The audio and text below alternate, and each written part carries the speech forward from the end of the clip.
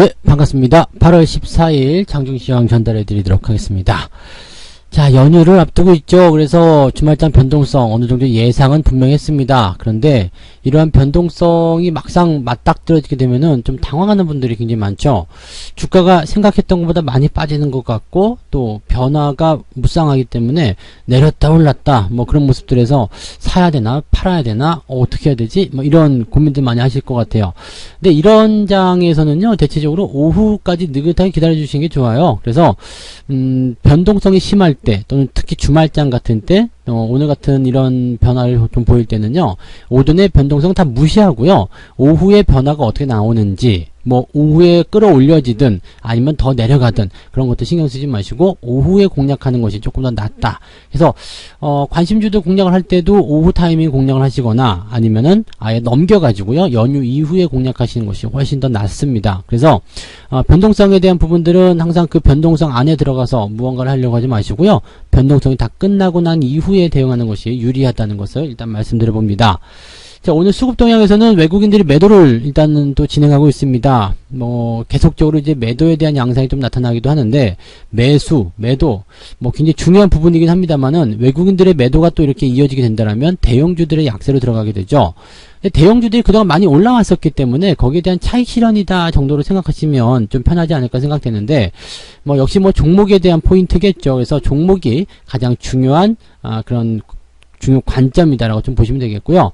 시장이 이렇게 조정을 받게 되면서 자연스럽게 많이 올라온 종목들에 대해서는 조금 더 낮춰주는 형태, 그러한 과매수 국면이 해소가 되는 국면으로 가고 있습니다. 그러니까 시장을 뭐 너무 이제 부담스럽거나 걱정스럽거나 이렇게 보실 필요는 없겠고요. 그냥 편안하게 공략을 들어가셔도 괜찮겠고, 이제는 뭐 조정에 대한 부분들이 만들어지더라도 뭐 지금은 어쨌든 강세장, 상승 흐름이 유지가 되고 있기 때문에 어디서 어떻게 매수할 것인지만 생각하시면 되는 거죠. 그래서 주말장 같은 경우는 오히려 오후 타이밍에 쭉 한번 베팅해 볼 수 있는 그런 종목들 찾아보는 것도 나쁘지 않겠다 생각하시면 되겠습니다. 차트 보면서 설명 이어가도록 합니다. 네, 종합주가지수 모양새를 보시면은요, 아래쪽으로 오늘 많이 밀렸죠? 한 2%대까지 밀렸었다가 지금은 다 회복을 해서요, 2400포인트 다시 회복하는 모습인데요.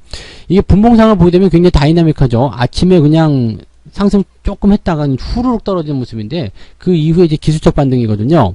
이 기술적 반등이 어떤 식으로 나오게 되냐면 고점과 저점에서 50% 정도 수준까지 올라옵니다. 그러니까 지금이 딱 기술적 반등이 나온 바로 그 타이밍이다라고 보시면 되겠고요. 이 시점까지 올라왔을 때 이제 대응들이 어떻게 되냐면 매도를 좀 절반 정도 들어가거나 아니면 현재 시점에서 이제 상승이 더 진행될 것 같다 그러면 여기서 더 추가 매수나 홀딩 여기서 빠질 것 같다 그러면 이제 매도로 들어가는 그런 형태로 많이들 만들어지게 됩니다. 그러니까 보통은 저점을 찍고 나서부터는 한 50% 정도 올라오는 것이 일반적이다 정도만 생각하시면 되겠는데 이제 딱 그 정도 올라오니까 주춤거리는 모습이 확인이 되죠. 그러니까 수급에 대한 안정성은 어느 정도 지금 확보가 되고 있다라고 보시면 되겠는데 중요한 건 이제 안정성이 확보가 됐다고 하더라도 수급 주체가 들어오지 않고 있다는 얘기, 이게 좀 중요한 부분일 것 같습니다. 연기금에서 방어도 안 해주고 있고요. 투신권 매도는 계속 진행되고 있고요. 외국인들도 대량으로 매도를 하고 있는 상황입니다.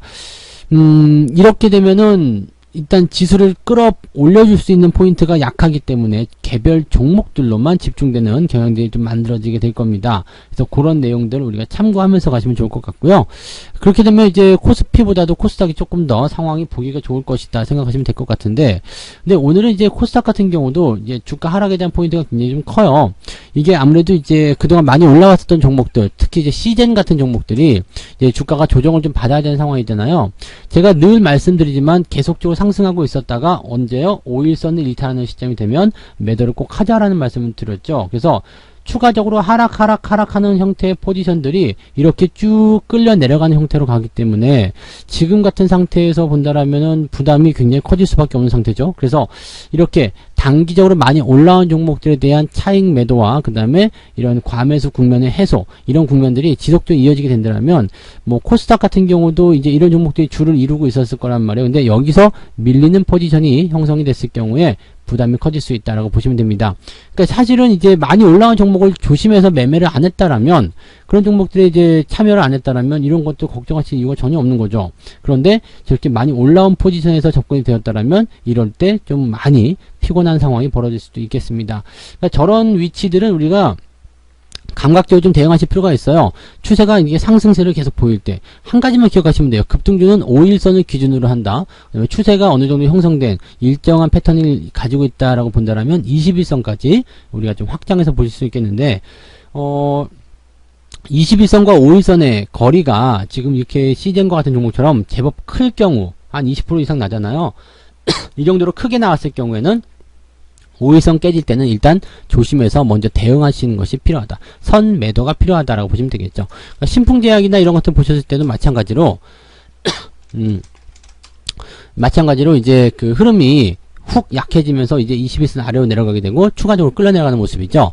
신일제약도 그랬고요. 네, 그래서 이게 경고에 대한 어떤 메시지가 떠 있는 상태, 급등에 대한 포지션이 나타났을 때 주의를 해야 되는 그런 포인트들은 여러분들이 반드시 지키셔야 됩니다. 그래서 급등주를 따라가면서 매수하시는 것을 말리지 않겠습니다. 그렇지만 급등주들이 급등 이후에 하락 패턴으로 전환될 때는 반드시 조심하자. 그 말씀 드려야 되겠죠. 그러니까 오늘 같은 날은 이제 이런 종목들이 줄을 이루면서 코스닥을 또 같이 끌어내리는 모습이고요. 그동안 약간 과열되었다라는 느낌들이 가지고 있었잖아요. 그러니까 여기에서 이제 주가가 하락하면서 지금 이제 코스닥이 그동안 계속해서 과매수 국면이었는데 조정 매출 받다 보니까 과매수에서 정상 범위로 뚝 떨어지죠.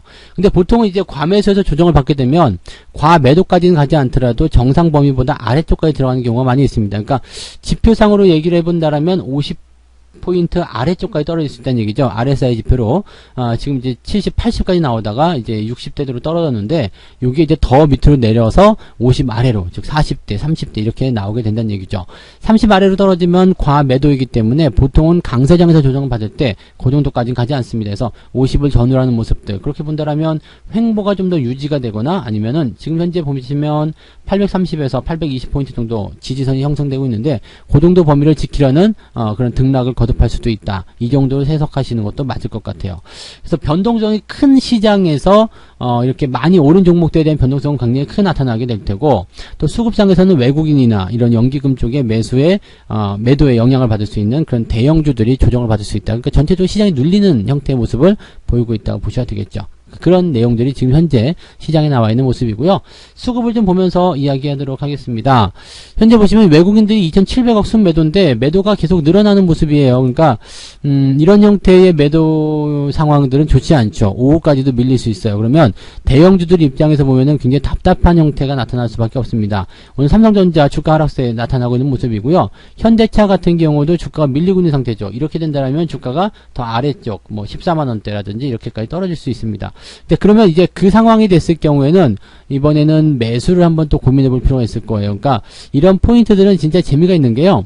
이렇게 조정이 얕을 것 같다 싶을 때는 그대로 딱 드라이브 걸어서 밀고 가면 되는데, 과매수와 함께 이렇게 주가가 좀 부담스러운 자리, 이렇게까지 가게 된다면 매도를 통해 가지고 한 템포 쉬었다가 또 다시 올라가는 그런 형태로 접근하시는 것이 아주 멋진 전략이 될 겁니다. 그래서 지금 이 현대차라든지 이런 종목들 같은 경우는 지난번에 제가 매도 사인 한 번씩 드렸잖아요. 그러니까 그렇게 잘라놓은 패턴들로 해서 그대로 진행하시면 되는 거고요.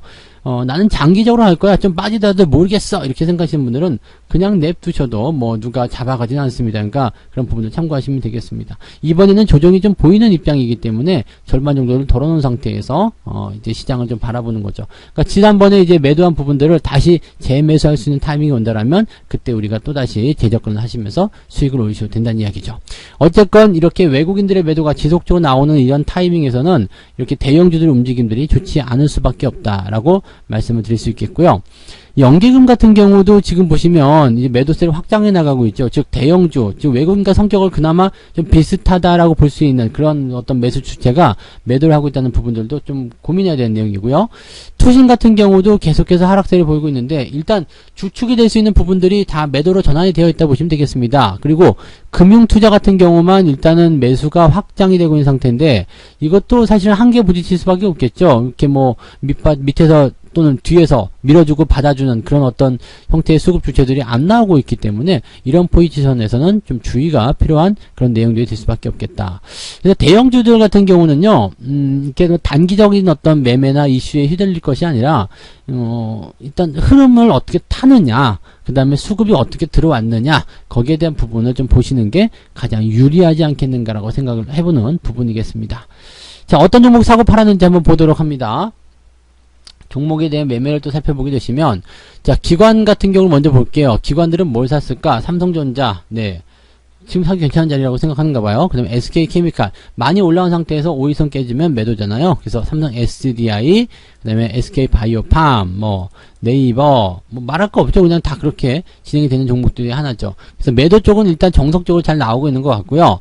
그 다음에 이제 삼성전자 한국전력 쪽에 매수가 들어가 있는 상황인데, 카카오도 마찬가지고요. 한국조선해양, 그리고 SK텔레콤, 이런 식인데, 통신주 SK텔레콤 같은 경우는 조금 뒤로 밀릴 수 있어요. 왜냐면은 매력이 없잖아요. 일단은 통신주들은 큰 매력이 없는 상태이기 때문에 그럴 수도 있다 보시면 되겠지만, 삼성전자나 한국전력이나 카카오, 또 이런 한국조선해양 이런 것들은 경기 회복과 민감한 반응이 있습니다. 그래서 이 부분들은 이제 미국에서도 증시는 혼란세를 보였지만 경기 회복에 대한 기대감이 가장 크게 나타나고 있는 그런 모습인 것만큼 이런 경기 회복과 관련된 종목군들은 일단 숨죽이고 조금 지켜보실 필요가 있겠다. 이렇게 말씀을 드리는 게 맞겠습니다. 그래서 SK텔레콤도 마찬가지가 될 테고요. 삼성전자나 한국전력 이런 종목들도 무조건 섣부르게 외국인들 매수 또는 기관들 매수가 들어오니까 사야 되겠다. 이 생각을 접근하시는 것이 아니라 내가 원하는 타이밍이 와 있는가를 확인하시는 게 가장 중요하다고 보실 수 있는 거죠. 자, 그럼 이제 외국인들 매매에 대해서 한번 살펴보도록 하겠습니다. 도대체 뭘 사고 팔았는지. 시젠 같은 경우를 좀 많이 사고 팔았죠. 근데 이렇게 시젠 같은 경우는 우리가 좀 말씀을 드려왔듯이 이 단기적인 조정에 대한 포인트가 만들어지게 됐을 경우에는 이렇게 좀 주가가 흘러내리는 모습이 나온다고 말씀드렸잖아요. 기존에 계속해서 말씀드렸던 부분들이 이거예요. 주가가 상승세를 계속해서 보이는 이런 포지션들이 좋지 않다. 그죠? 좋지 않다. 그 다음에 주가의 어떤 하락 포인트가 일단은 급등을 하게 된 상태에서는 계속 가지고 가도 상관없겠지만 신규 매수가 들어가더라도 또는 공략을 하더라도 상관없습니다. 그렇지만 5일선이 이탈하는 이런 형태, 또 추세가 가까이 있을 때는 21선이 이탈하는 형태, 이렇게 나온다라면 주가를 매도하는 것이 유리하다라는 말씀을 일단 드렸잖아요. 그러니까 지금 시젠과 같은 경우처럼 이렇게 5일과 21선 괴리가 또 큰 종목들 같은 경우는 일단은 깨지는 형태의 모습이 나타나면 매도를 먼저 하고 본다라는 것이 가장 중요한 포인트겠죠. 그래서 이런 포인트에서 계속적으로 주식을 갖고 가는 거 절대 좋은 전략이 아닙니다. 그러니까 이런 포인트들은 반드시 주의를 좀 해야 되는 그런 내용이라고 생각하시면 되고요.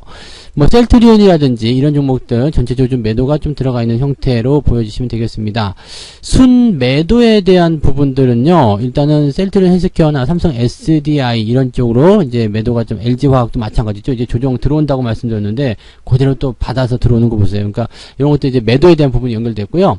시젠이나 셀트리온 같은 경우는 순 매수인데 이것이 공매도에 대한 환매인지 아니면 그냥 순수한 매수인지는 모르겠습니다만 제 생각에는 외국인들이 이것을 그냥 매수하려고 입장을 취하는 것은 아니라고 생각합니다. 어떻게 보면 지지선에 대한 그런 방어, 그래서 그런 매수로 접근할 수도 있겠습니다만 현재 시점에서는 외국인들 입장에서 이 종목을 매수하고자 접근을 했을 것이다 라고 보기 좀 어려울 것 같습니다. 그래서 그동안 이제 뭔가 그 전부터 쌓아져 있었던 그런 부분들에 대한 어떤 포인트가 아닐까 생각되기도 하고요. 어쨌건 지금 이렇게 이 시젠이라든지 이런 종목들처럼 주가가 하락하는 포인트에 대해서는요, 단기간에 기대해 볼 만한 부분들은 이제 조정을 많이 받은 이후에 다시 한번 추세를 추스린다거나 그런 식으로 가는 것밖에 없을 것 같아서 현재 상태에서는 외국인들 입장에서 매수가 들어갔다라고 하더라도 이 부분을 접근하시기는 좀 어렵다라고 판단하시는 게 맞을 것 같죠. 자, 그래서 지금 시장을 전체적으로 일단 좀 살펴보게 되면은요, 일단 부담되는 게 많아요. 그래서 코스닥이라든지 코스피 이 시장의 양상을 좀 지켜보면서 이게 또 오후에 지지선을 못 지켜준다라면 또 밀릴 수가 있거든요. 그러니까 수급적인 동향을 오전에 내려갔다 다시 올라간다라고 해서 접근하시는 것이 아니라 항상 되돌림 50% 정도의 되돌림 정도, 그 다음에 그 이후에 나타나는 추세, 이게 진짜 추세란 말입니다. 그래서 오후까지 늦지막히 기다려서 충분히 변동성 확인하시고 올라간다 내려간다는 확신이 될 때 그럴 때 접근하시면 되는 거고, 다시 한번 말씀드리지만 올라간다는 확신이 잘 안 된다라면 오히려 연휴를 지나고 다음 주 새로운 영업일 화요일이죠. 그때 접근하시는 것이 훨씬 더 유리할 수 있다고 보시면 됩니다. 무슨 말인지 아시겠죠? 그래서 이런 포인트들을 계속적으로 여러분들이 연결해 나가시는 것이 유리한 대응이 되겠습니다. 그래서 오늘은 굳이 여러분들 주식 매수하지 않아도 괜찮은 날이니까 일단 시장 변동성 쭉 확인하시고 그 다음에 어느 정도 회복의 기미가 보이는 그 시점에서만 접근하시는 게 좋습니다. 일단 주말 동안에 나타날 수 있는 변수도 상당히 많잖아요. 뭐 미중 무역회담도 당연히 있을 거고요. 그 다음에 경기부양책에 대한 이야기들, 그 어느 것 하나라도 불안감을 가지지 않은 것이 없기 때문에 결과가 잘 나온다면 모르겠지만 나오지 않는다라면 추가적인 하락을 피해갈 수가 없을 겁니다. 그러니까 그런 변동성이 좀 무서우신 분들은 그렇게 하지 않으셔도 된다는 얘기죠. 그러니까 굳이 오늘 매수를 하지 않아도 되니까 시장 변동성 충분히 지켜보고요. 장 마감 시점 때까지 좀 여유 있게 보유를 해보시는 것이 좋을 것 같다 생각이 좀 드네요. 포트폴리오 종목들은 뭐 어제도 말씀을 드렸지만 굳이 매도하실 이유가 없습니다. 종목들은 자기들 나름대로 잘하고 있고요. 여러분들이 고점에서 물린 것만 아니라면 지금은 그냥 기다려주시는 전략이 가장 필요한 시기다라고 보시면 되겠습니다. 자, 이렇게 해서 오늘 장중시황 마무리 좀 할 건데요. 뭐 시장이 변동성이 좀 보이니까 또 싫어, 안 돼, 뭐 이렇게 생각하시는 분이 굉장히 많을 텐데, 조정은 얕고 상승은 긴 것이 상승장의 특징입니다. 그래서 이런 포지션들 절대적으로 잘 이용하시고 여러분들이 활용을 해주시는 것을 권장해 드리도록 하겠습니다. 그래서 그 내용들 여러분들 잘 이용해 주시면 좋을 것 같아요. 자, 저는 이제 좀 변동성 나오는 부분 더 확장을 해서 살펴보고요. 마감 시황 때 다시 돌아와서 이야기해 드리도록 하겠습니다. 자, 여러분들 모두 너무 걱정하지 마시고 시장을 조금 더 편안하게 지켜보실 것을 다시 한번 말씀드리고 방송 마치도록 하겠습니다. 고맙습니다. 본 방송에서 제공되는 모든 정보는 투자 판단의 참고 자료이며 투자의 최종 책임은 본 방송을 이용하는 본인에게 있습니다.